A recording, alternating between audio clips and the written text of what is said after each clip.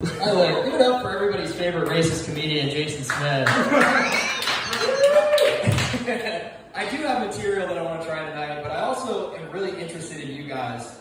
So I kind of just want to chop it up with y'all for a little bit, if that's cool. So we have Nick Cannon, Sophie's Choice, Hari Krishna, and Asa Akira. Great crowd. Love you guys. You mentioned you were a sales manager, right? I sold insurance for a while. Okay, nice. I hated it. I was not built for sales, but I feel you when Juan was talking about getting a Maserati and you were like, I can get you a Nissan Altima. I did the same shit. You know, people would call me asking for insurance and be like, hey, can I get this for like $200? And then they would tell me about their business, and I'd be like, man, you run a preschool and you have a shotgun under the desk. Your premiums are going to be like $50,000. I can't get that down for you.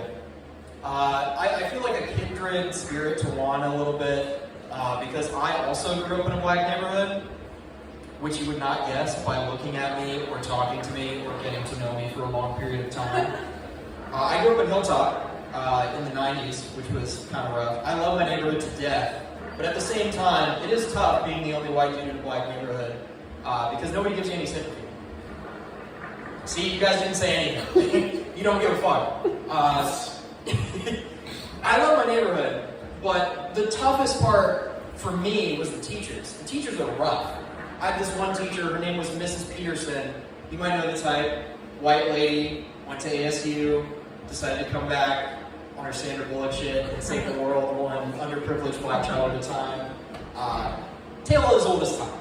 She gets there, it's her first day, it's my first day, and she is terrified. She sees a crowd of black children, and then me, and she's just a little too relieved, you know what I'm talking about? Like, she's like, oh, thank God, Matthew. Oh, Matthew North, oh, thank God. There's another white in this classroom. And I have my flannel on, and naturally I panic, because nobody wants to be the teacher's pet. So I do up the top button on my flannel real quick, and I'm just like, hey, fool, I don't know who you think I am. Me llamo Mateo, fool. I'm local. I'm the craziest vato in this whole school. I'm the menace of 5th grade, Holmes. You don't want to mess with me. The Cholos were not happy with me for that one, I'll be honest. But you gotta do what you gotta do. It's tough out here on these streets. Other hard parts about growing up in Hilltop, you don't get picked for basketball a lot, which fair. I'm 5'7". I use the step stool on my way up here. You know, I'm not exactly a first-round draft pick.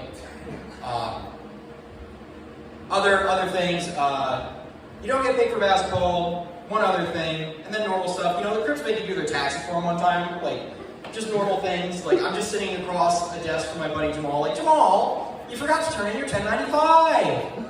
How am I supposed to get your 2K return when you're too busy playing 2K and chasing these hoes? Dab me up, brother.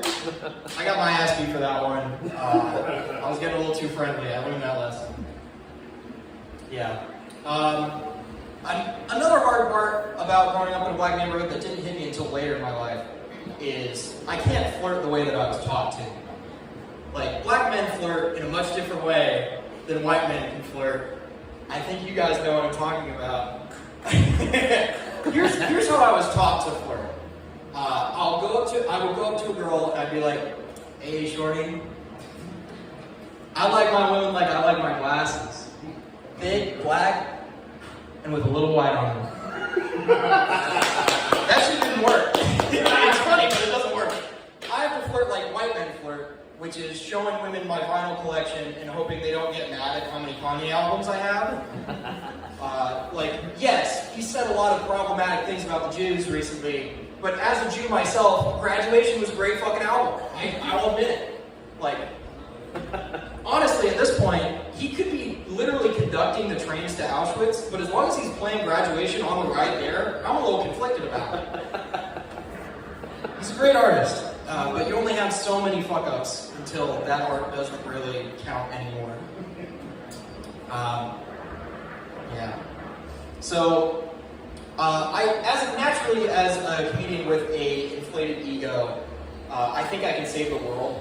So most of my efforts have been put towards that, solving issues that affect everyone. War, poverty, 30-year-olds who date high schoolers.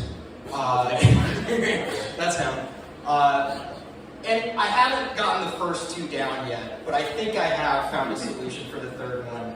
I was a marketing major, so naturally, I want to do an awareness campaign that really cuts to the core and defeats pedophilia in one fell swoop. And here's how we do it. Naturally, pedophiles don't have any empathy for their victims, the boys and girls that they abuse, but who do they have empathy for? Themselves. Also, additionally, where was that going? Want the notes? Yeah, I should have brought my notes up here. This is a new bit, people.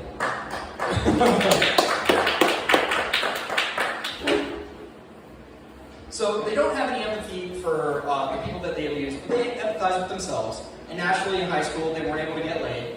So what do we build in a way that really cuts to their core? And here's the ad that I envision in my brain. Soft open. Sarah McLachlan's In the Arms of the Angel is playing in the background. We see a young boy, he's crying in bed. He just got a text from his crush.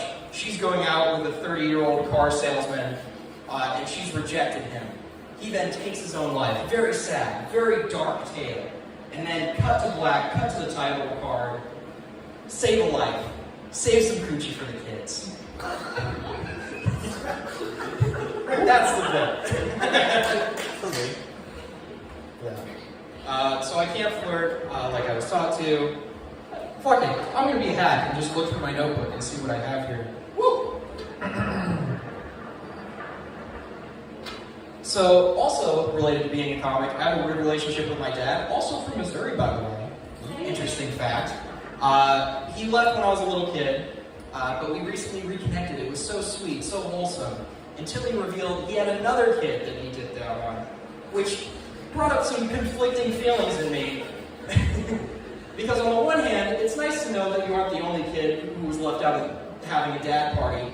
But on the other hand, it also sets up a horrible possibility.